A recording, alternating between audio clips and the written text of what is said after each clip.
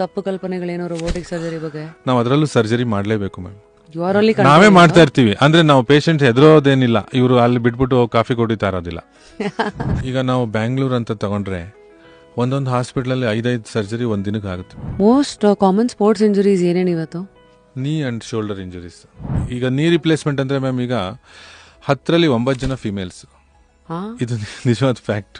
ಇಲ್ಲೊಂದು ಹೇಳ್ಬೋದು ನನ್ನ ಪರ್ಸನಲ್ ಎಕ್ಸ್ಪೀರಿಯನ್ಸು, ನಂಗೆ ಹೆದರಿಕೆ ಆಗೋದಕ್ಕಿಂತ ಹೆದರ್ಸಿದ್ ಜಾಸ್ತಿ. ಇಲ್ಲ ಇದು ತುಂಬಾ ನೋವಿದೆ ಬೇಡ ಅಂತ ಹೇಳಿದ್ರೆ ಅವ್ರು ಏನ್ ಮಾಡ್ತಾರೆ, ಇನ್ನು 2-3 ವರ್ಷ ಅವರು ಹಂಗೆ ನೋವಲ್ಲೇ ಕಳೆದೇ ಬಿಡ್ತಾರೆ. ಮತ್ತೆ ಒಂದು ನಡೆಯಕ್ಕೆ ಆಗಿಲ್ದೆ ಹೋದಾಗ ಬರ್ತಾರೆ.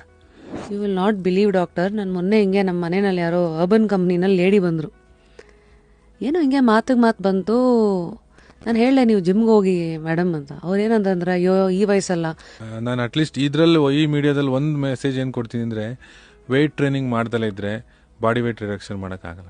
ಆ್ಯಂಡ್ ಮಸಲ್ ಇದ್ದಷ್ಟು ಜಾಯಿಂಟ್ಸ್ಗೆ ಒಳ್ಳೇದು. ಜಾಯಿಂಟ್ಸಿಗೆ ಒಳ್ಳೇದು. 50-60 ಅಂದರೆ ಈ ಶುಡ್ ಪ್ರಿವೆಂಟ್ ಫಾಲ್ಸ್. ಬೀಳೋದು ಮಾತ್ರ, ಯಾಕಂದ್ರೆ ಆಸ್ಟಿಯೋಪೊರೋಸಿಸ್ ಆಲ್ರೆಡಿ ಆಗ್ಬಿಟ್ಟಿರುತ್ತೆ. ಆಮೇಲೆ ಹಿಪ್ ಫ್ರಾಕ್ಚರ್ ಏಜ್ ಅದು 60 and above. ಯೂಶಲಿ ಹೀಟ್ ಇಟ್ಕೊಂಡಾಗ ಸ್ವಲ್ಪ ಪೇನ್ ಕಮ್ಮಿ ಆಗತ್ತಲ್ಲ? ಹೌದು, ಕಡಿಮೆ ಆಗುತ್ತೆ. ಯಾಕಂದ್ರೆ ಫುಲ್ ವಿಡಿಯೋನ ನೋಡಿ ಆನ್ ರ್ಯಾಪಿಡ್ ರಾಶ್ಮೀಸ್ ಯೂಟ್ಯೂಬ್ ಚಾನಲ್.